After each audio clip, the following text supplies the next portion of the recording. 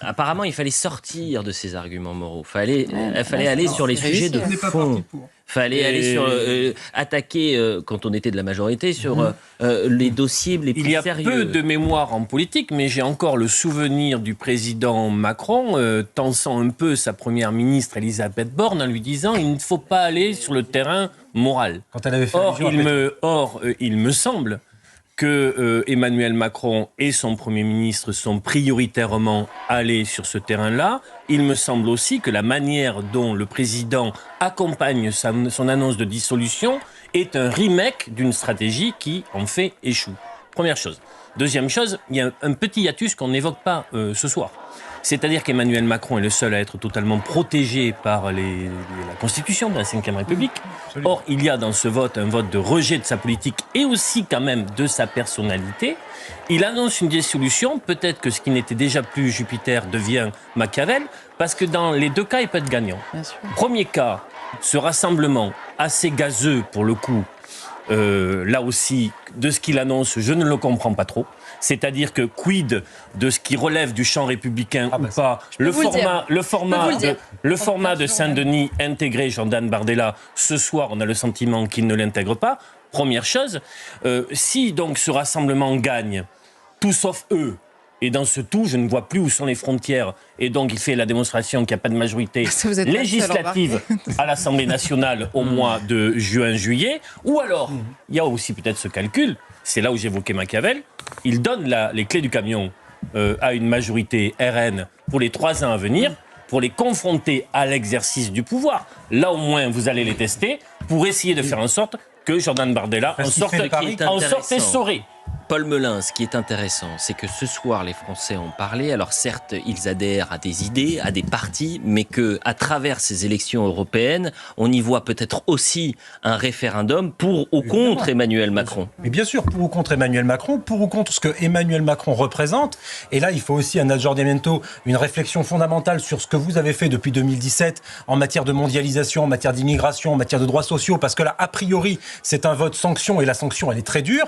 Et effectivement, vous avez 4 Français sur 10 qui votent pour Reconquête ou pour le Rassemblement national. 4 Français sur 10, c'est considérable. Si vous ajoutez à ça les électeurs de François-Xavier Bellamy, quand vous voyez François-Xavier Bellamy sur la plupart des positions, que ce soit sur l'immigration, les questions sociales, etc., c'est pas tout à fait le LR de Valérie Pécresse ou de Xavier Bertrand. Donc vous avez quasiment un Français sur 2 qui veut renverser la table, en fin de compte. C'est là qu'Emmanuel Macron ne peut plus faire comme si ça n'existait pas, qu'il est contraint à la dissolution, et que, effectivement, les arguments du type c'est le Front National, c'est l'extrême droite, etc., et ils sont très dangereux, et c'est des nazis, etc., vous ne gagnerez pas avec ça. Donc il va falloir trouver autre chose de plus convaincant pour gagner ces élections, si vous pensez qu'elles sont encore gagnables, sauf à croire que, comme le dit très bien Olivier, je partageais son analyse, ce soit un coup de billard à je ne sais combien de bandes pour essayer, effectivement, de mettre un candidat à vous en 2027. Mais donnons à la politique un peu plus d'honneur que ce cynisme machiavélique, et battons-nous combat contre combat, projet contre projet, c'est ça qui est plus intéressant. Charlotte Dornelas, et je le dis aux équipes en régie, j'ai vu circuler une cartographie de nos confrères, nos excellents confrères du Parisien,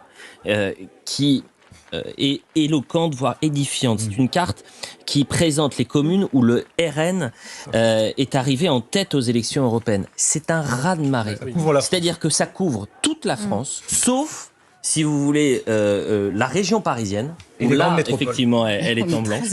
Et même pas. Non, vraiment, c'est un raz-de-marée. Il faut vraiment qu'on puisse la diffuser. Je le dis aux auditeurs d'Europe 1, j'espère que j'ai été clair.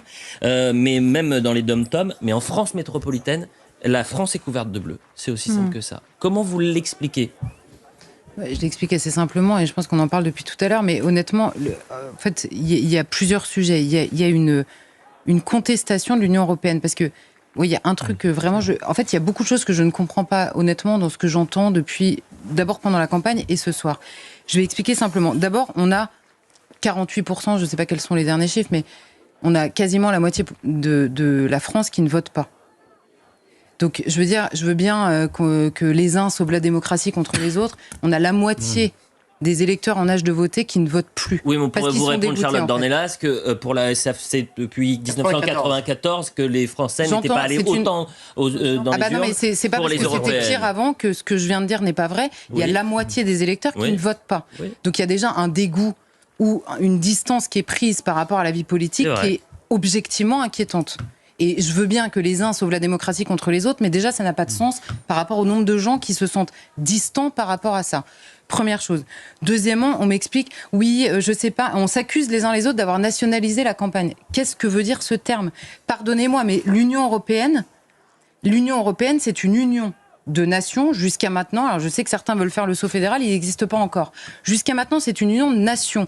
Donc quand les électeurs français, j'en fais vraiment part, et là je vous parle vraiment comme une électrice à tous, quand un électeur français va voter, oui, je vous confirme, il a des enjeux nationaux, il a même des enjeux personnels en fait dans la vie.